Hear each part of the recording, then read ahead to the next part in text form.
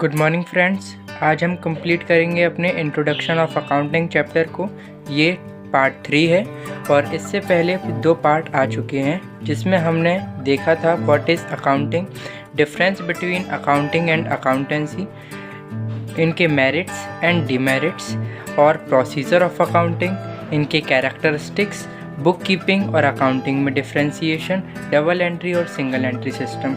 इसमें हम देखने जा रहे हैं qualitative characteristics of accounting. Heading है qualitative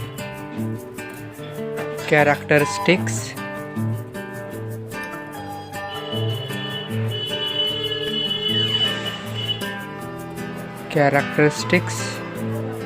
of accounting. First characteristics is this. First point है reliability.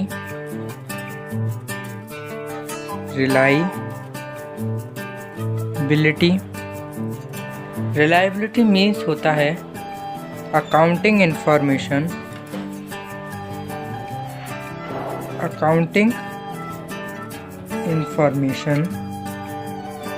should be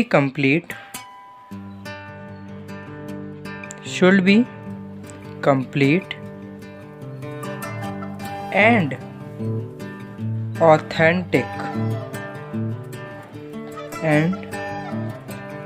authentic in every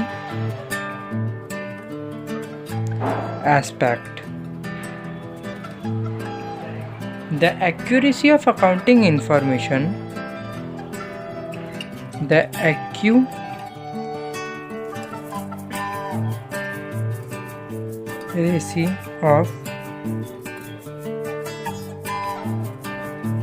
of accounting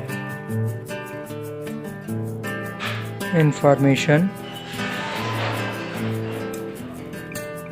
is ensured by maintaining proper entry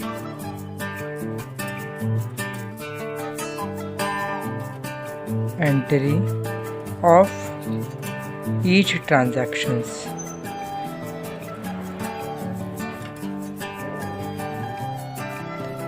reliability का मतलब होता है अकाउंटिंग इंफॉर्मेशन सबसे पहली बात कि पूरी होनी चाहिए, should be complete and authentic in every transactions.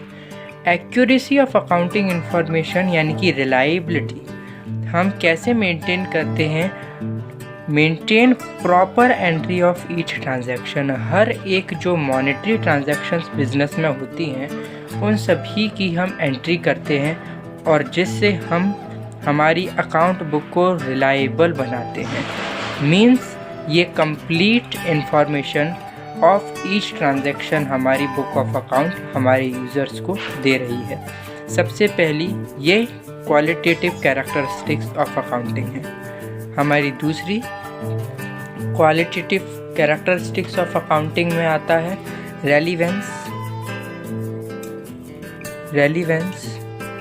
Relevance का मतलब होता है accounting information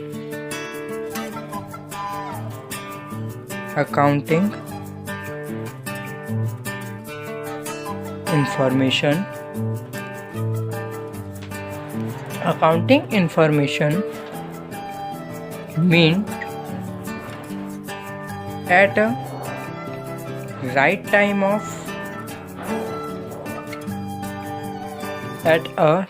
time of decision making.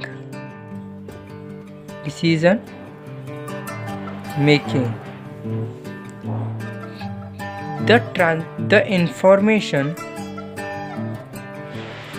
ये स्टार डाल के आप पॉइंट लिख लीजिएगा कि the information which is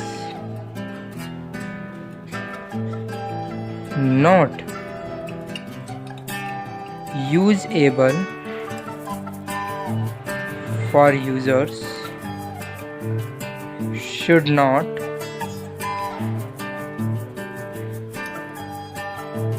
not be take in final account. वो इंफॉर्मेशन जो यूज़र्स के लिए अनयूजेबल है वो फाइनल अकाउंट में हम नहीं लेते। वहीं हम ये तो हो गया एक अलग ही पॉइंट। रेलिवेंस मतलब होता है कि अकाउंटिंग इन्फॉर्मेशन जो हमारी बुक ऑफ अकाउंट शो कर रही है वो at a time of decision making पे मिलना चाहिए। मींस जिस इन्फॉर्मेशन की जिस टाइम ज़रूरत है उस टाइम ही वो इन्फॉर्मेशन मिलनी चाहिए। फॉर एग्ज़ाम्पल, अगर profit and loss of business पता करना है तो हमें क्या क्या चाहिए? हमें चाहिए कि टोटल जो है, पहली बात हमको, ये आपके आगे चैप्टर में आएगा लेकिन अभी मैं बस आपको बता देता हूँ, हमको सबसे पहले चाहिए रहता है ग्रॉस प्रॉफिट और लॉस। ठीक है, इसमें से जो भी हमें प्रॉफिट एंड लॉस हम पता करते हैं वो डायरेक्ट और इनडायरेक्ट एक्सपेंसेस से निकलता है। डायरेक्ट एक्सपेंस और इनडायरेक्ट एक्सपेंसेस के कई एग्जांपल है, जैसे कि, है ना, इनडायरेक्ट एक्सपेंस से और इनडायरेक्ट ही इनकम से एक्सपेंस निकलता है। इनडायरेक्ट एक्सपेंस और इनडायरेक्ट इनकम कौन सी होती हैं?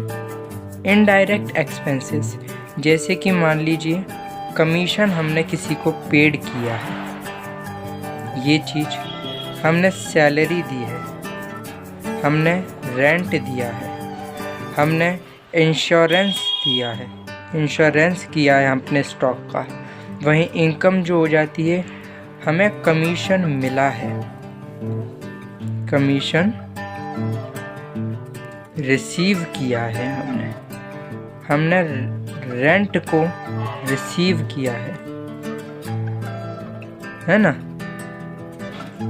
इंटरेस्ट ऑन इन्वेस्टमेंट, हमारे बिजनेस ने कहीं इन्वेस्ट किया था और उस पर हमें ब्याज मिल रहा है, ये चीज़। Interest on depositing, interest on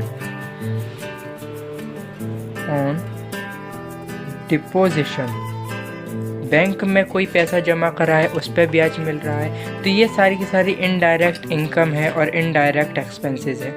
in सभी की एक प्रॉपर एंट्री पास होती है, जनरल एंट्री, और जिसके आधार पर हम अपना अकाउंट बुक मेंटेन करते हैं। अब अगर हमें प्रॉफिट एंड लॉस निकालना है तो ये ज़रूरी है कि ये सभी इंफॉर्मेशन हमें book of account they at a time of decision making, जिसके कारण रेलिवेंस हमारी बुक ऑफ अकाउंट बनती है। मान लीजिए अगर कि ये सब इंफॉर्मेशन हमें नहीं मिलती है तो हमारी बुक ऑफ अकाउंट रेलिवेंस नहीं है। रेलिवेंस का सिंपल मतलब इतना होता है कि हमारी बुक ऑफ अकाउंटिंग जो डिसीज़न के लिए जो इन्फॉर्मेशन हमें चाहिए वो अगर उसी सही टाइम पे हमें प्रोवाइड कर रही है तो मीन्स होता है अकाउंट बुक रेलिवेंस है। थर्ड है understandability. Understandability means accounting information should be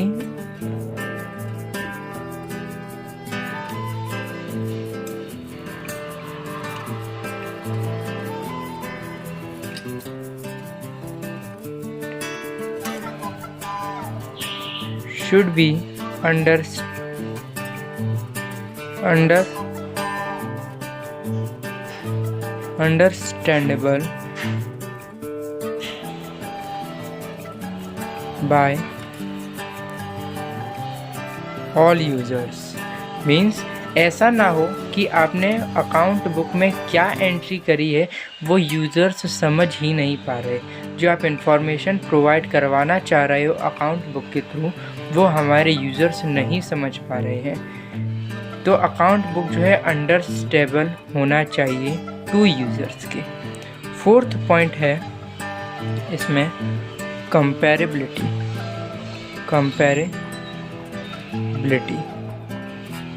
तो the information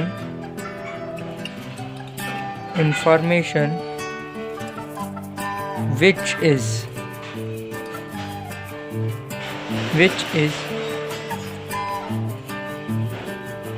provided by accounts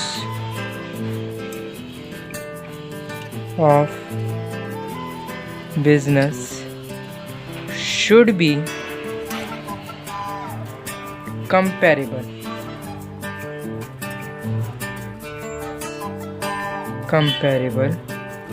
to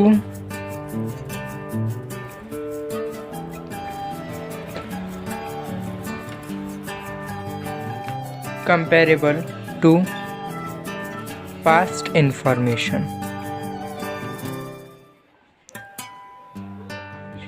ठीक है, मतलब जो पास्ट में यानी कि प्रीवियस फाइनेंशियल ईयर में जो हमें इंफॉर्मेशन दी थी उससे इस फाइनेंशियल ईयर की जो इन्फॉर्मेशन है वो कंपेरेबल होना चाहिए।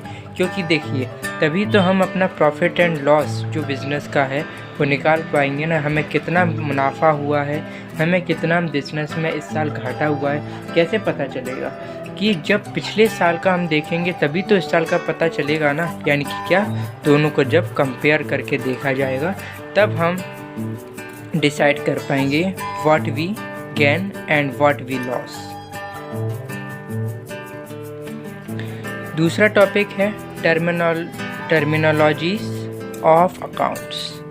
सबसे पहली टर्मिनोलॉजी है business transaction.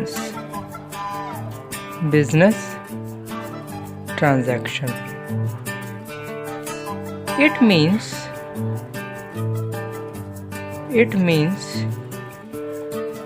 financial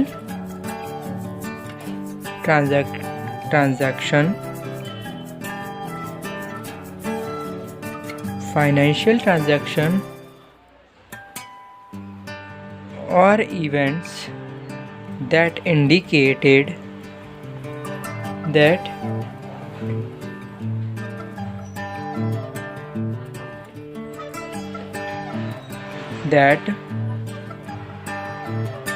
appear in accounting process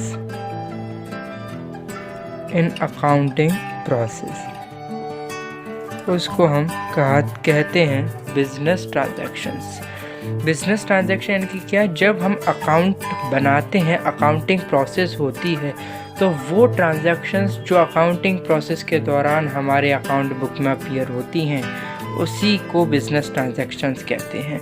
business transactions 2 type की होती हैं। First type of business transaction है relation with accounting unit.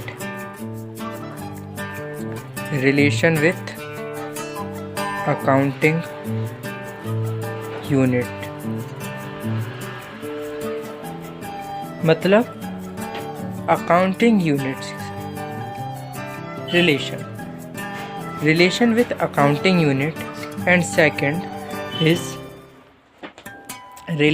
mode of settlement of value।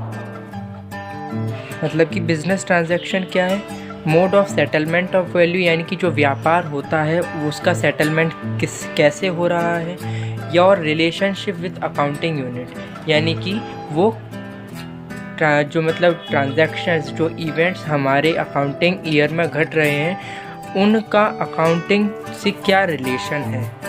इसको डिटेल में ज़रा समझते हैं। फर्स्ट है रिलेशन विद अकाउंटिंग यूनिट। इसका मतलब होता है कि अकाउंटिंग इंफॉर्मेशन यानी कि जो इवेंट अकर हो रहे हैं उसका रिलेशन कैसे है।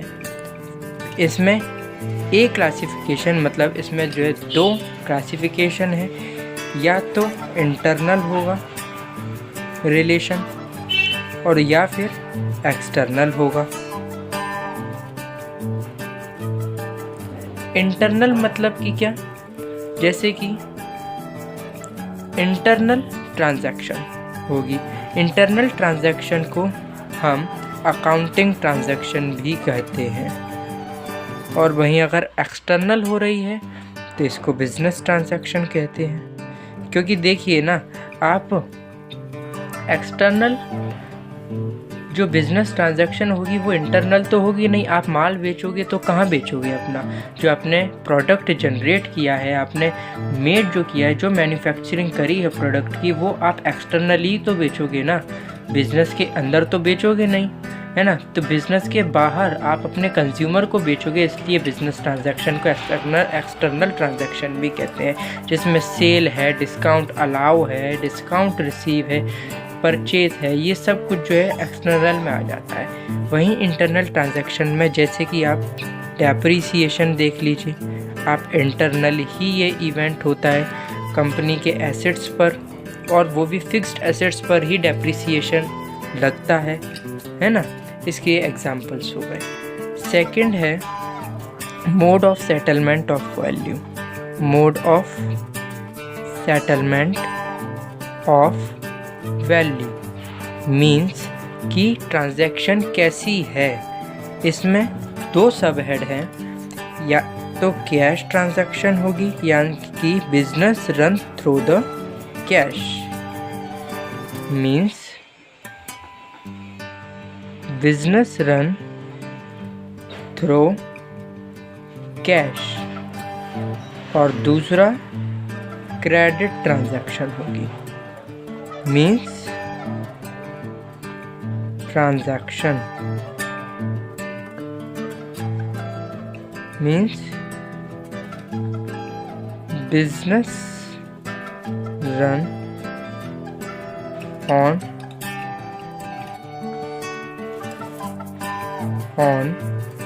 क्रेडिट। ठीक है। दूसरा है अकाउंट, कि व्हाट इज अकाउंट्स। अकाउंट्स क्या होता है? तो record of all transactions, record of all transaction under particular head, under particular head, उसी को अकाउंट्स कहते हैं। थर्ड है व्हाट इज कैपिटल। कैपिटल क्या है? तो द अमाउंट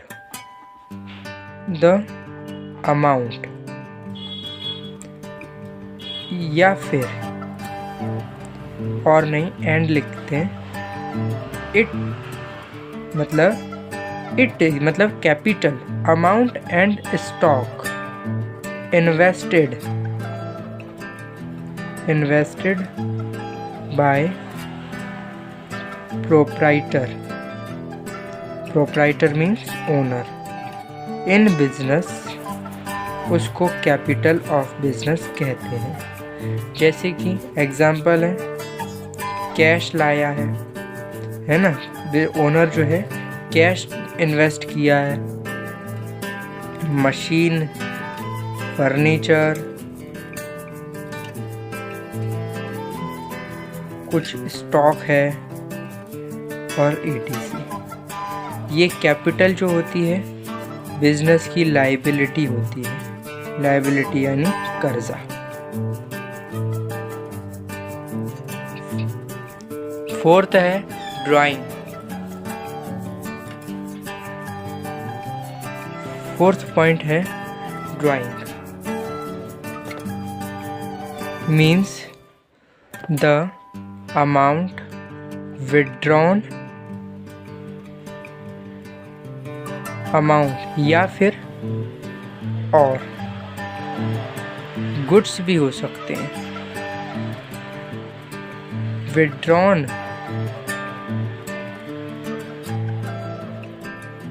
बाय ओनर, इसको ड्राइंग कहते हैं। जो ड्राइंग है वो हमारी कैपिटल को रिड्यूस करता है। दूसरा पॉइंट लिखेंगे इसमें कि it reduce the capital of business. और कैपिटल क्या होती थी? कैपिटल लाइबिलिटी यानी कर्जा होती थी, यानी कि ये कर्जे को कम करता है। फिफ्थ पॉइंट आता है लाइबिलिटी। लाइबिलिटी क्या होता है? लाइबिलिटी मीन्स कर्जा। कुछ भी बिजनेस कर्जा ले रहा है वो होता है liability. It means the amount owned by the business, उसको लाइबिलिटी होती है। या फिर द अमाउंट, इसको अलग तरीके से लिख सकते हैं, the amount payable by business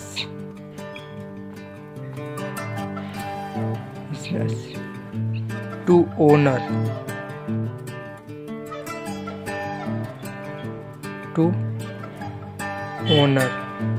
और पार्टनर्स, उसको लाइबिलिटी कहते हैं। लाइबिलिटी 2 टाइप्स की होती है।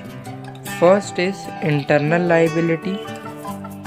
फर्स्ट है internal liability. Internal liability only towards the owner रहती है, टूवर्ड्स द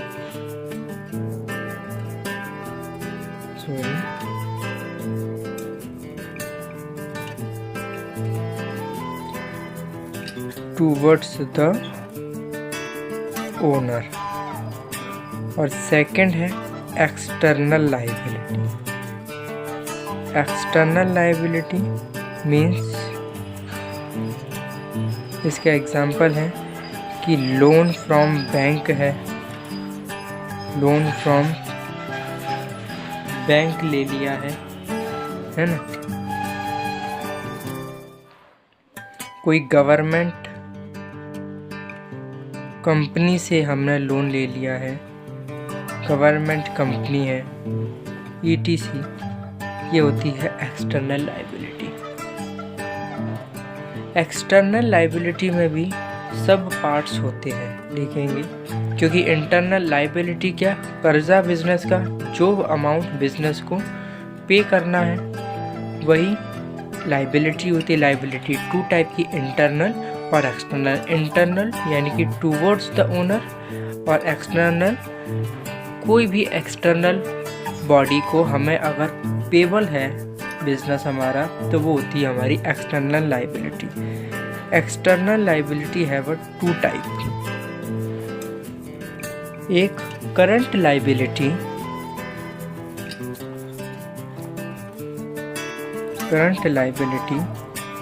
और second is non current liability. अब करंट लाइबिलिटी और नॉन करंट लाइबिलिटी क्या होती है? Current liability means the liability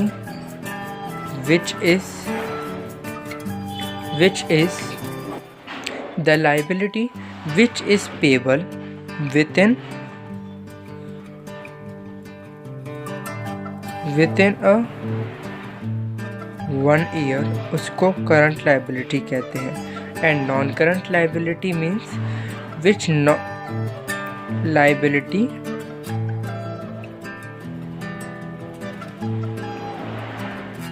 which is payable, या फिर इसको लिख सकते हैं कि should not be payable, कर भी सकते हैं और नहीं भी कर सकते हैं। should not be payable within a 1 year means ये मैंडेटरी है कि, मीन्स करंट लाइबिलिटी मैंडेटरी होती है to payable within a 1 year, लेकिन नॉन करंट लाइबिलिटी ये मैंडेटरी नहीं है, हम कर भी सकते हैं और नहीं भी कर सकते हैं। ठीक है। 6th पॉइंट है हमारा क्रेडिटर। What is creditors? तो द persons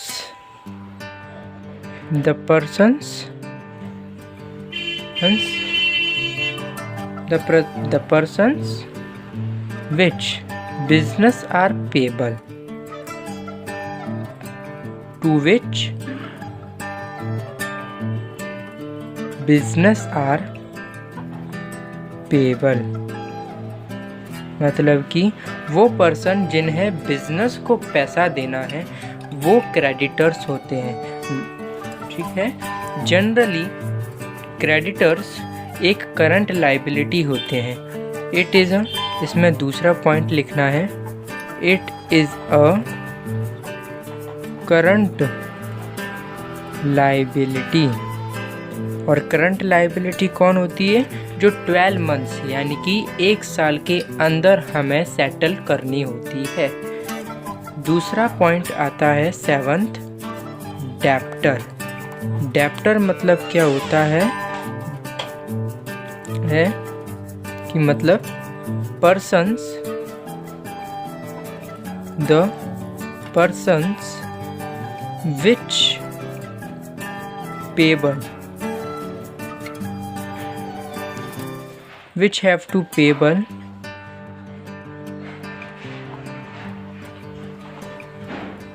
to business, उन्हें डेप्टर्स कहते हैं। मतलब कि the person to which business are payable उन्हें कहते हैं क्रेडिटर्स, और the person which have to payable to business उन्हें डेप्टर, यानी कि जिनको बिजनेस को पैसा देना है वो क्रेडिटर है, और जिनसे बिजनेस को पैसा लेना है बिजनेस डेप्टर, यानी कि जिनसे पैसा लेना है वो हो जाएंगे डेप्टर, और जिनको पैसा देना है वो हो जाएंगे क्रेडिटर। और ये डेप्टर हमारे एसेट्स होते हैं। और डेप्टर कैसे एसेट्स होते हैं? जनरली ये भी करंट एसेट्स ही होते हैं। Generally they are current assets, current assets. अब देख लेते हैं कि एसेट्स क्या होते हैं। तो एसेट्स क्या होते हैं? तो assets are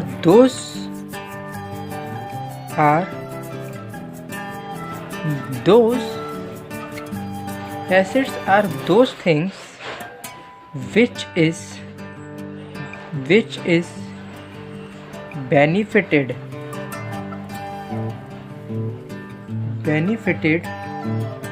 business in future,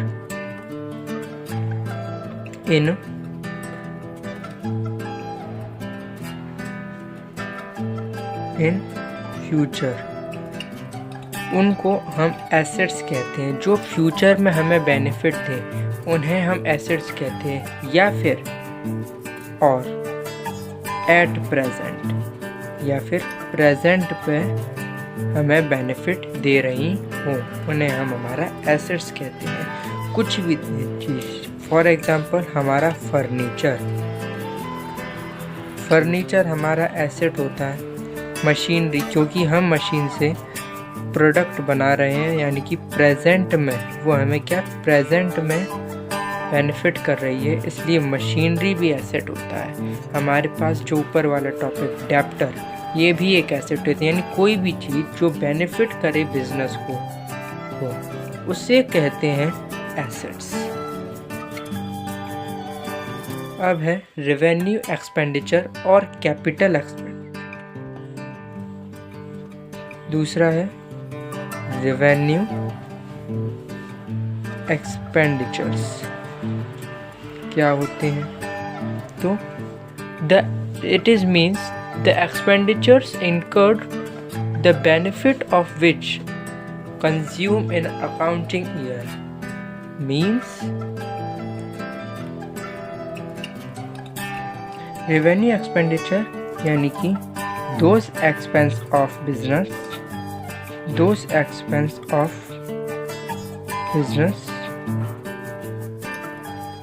which incurred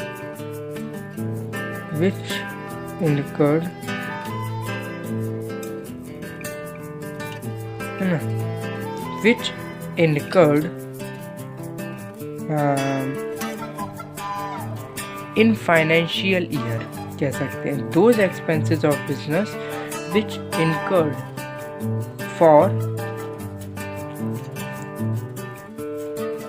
day to day expenses, या फिर डे टू डे वर्क के कारण जो एक्सपेंस इनकर्ड हुआ है उसे रेवेन्यू एक्सपेंडिचर, या फिर for running of business, business को चलाने के लिए जो एक्सपेंस इनकर्ड हो रहा है वो होता है रेवेन्यू एक्सपेंडिचर। और इसी के नीचे है कैपिटल एक्सपेंडिचर, यानी कि वो expenditure those expenses of business which is incurred to increase profit earning ability